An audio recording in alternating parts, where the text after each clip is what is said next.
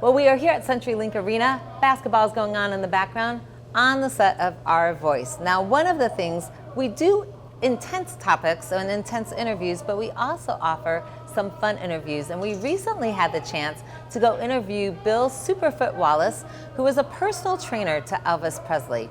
Let's take a look. So we're here at White Lion Kajukenbo, and we are with the incredible Bill Wallace, Superfoot, right? Yes, ma'am. Who has been training our kids here in the Treasure Valley, and it is such an honor. I want to ask a couple questions. What got you involved in martial arts, just to begin with? I was a wrestler in high school and college, and when I joined the service, they didn't have a wrestling team, but they had a judo team, and judo is very, very similar to wrestling. So I started playing judo, and I got to be pretty good at judo. Then I tore my knee up, and I was in a cast.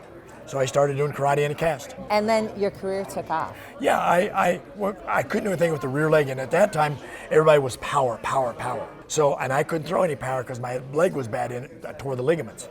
So I was doing everything fast with the front leg, throwing a side kick, a round kick. And all of a sudden, I was hitting everybody with them.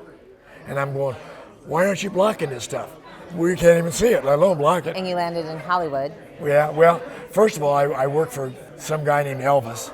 And I'm working out, and all of a sudden there's this big commotion out in the foyer.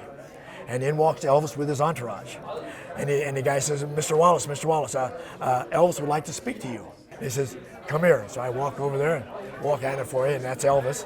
And he says, how you doing? You know, I shake hands with him, how you doing? He says, I saw you fight in Dallas, really, really good. I said, thank you. And we sat and talked for about 15 or 20 minutes. And I never thought anything about it. Right. Then I graduated from school, moved back to Indiana, where I was from.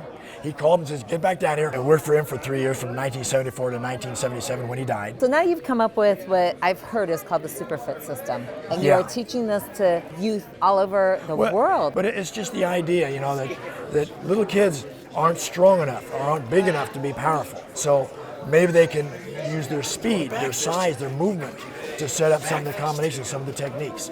Well, thank you so much, and it's been an honor just talking to you, getting to know you, sharing your story a little bit, and watching you work with these kids. It's really fun. Well, thank you. Thank you.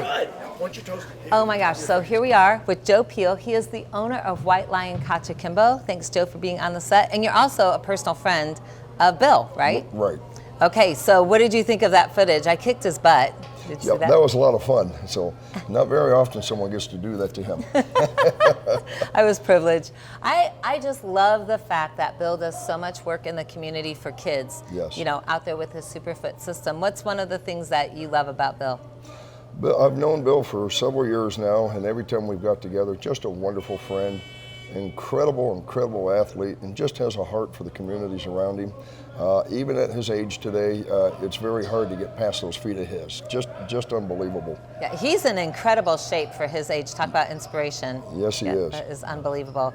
Okay, so I know you're involved a little bit with the front street fights that happen right here at CenturyLink Arena, and there's so much controversy fighting as a sport. So I want to get your, you know, I'm a mom, so I'm not, you know, an advocate for fighting. I'm usually trying to break up fights. But what's your opinion?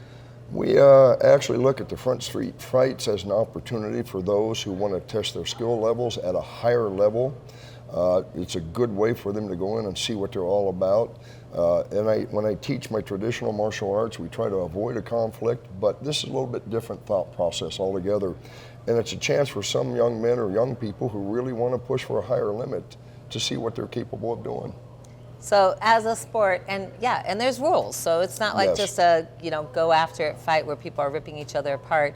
It's actually a sport, and I think that's really the difference. And I want to commend you, because one of the first rules of thumb that you teach is how to avoid conflict. And I know as a mom, I appreciate that. Walk away from conflict, show some self-discipline and self-control, right? Speaking of self-discipline, self-control, self-defense is a big thing. You just recently taught a women's self-defense course at your dojo. Yeah, we've got 2 weeks left to go on that.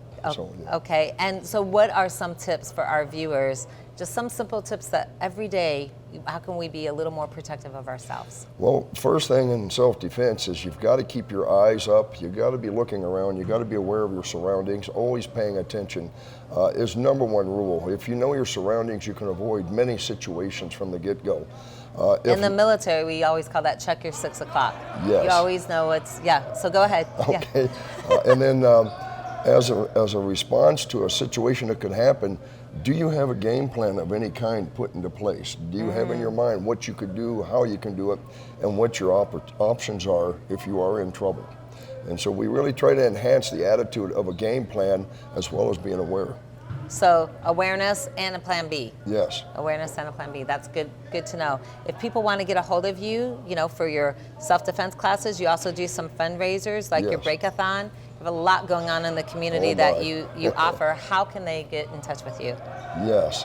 They can get a hold of us at whitelionkajukenbo.com. We are on Facebook under White Lion Kajukenbo. You can also contact us at 284-4493 for the events we're doing, and we are doing our 14th annual fundraiser breakathon on May 14th. Awesome. Okay, so May 14th breakathon is where you break a lot of bones, not boards. You break a lot of boards, not bones. Yeah, you break a lot of boards, not bones. So make that clear. So when they see breakathon connected to you, they're not thinking that they're going to be broken apart, right? The breakathon is to benefit at-risk youth and their families in the Valley and help them have an opportunity to be productive in today's society. And you have a number of boards that you want to break. Yes. Which is 2,000? Is it 2,000 boards? We have broke as many as over 6,000 boards last year. Over 6,000 boards in just a few hours. 1 hour. In 1 hour? 1 hour. 6,000 boards in an hour. Okay, well, thank you so much for being on the set. I appreciate it.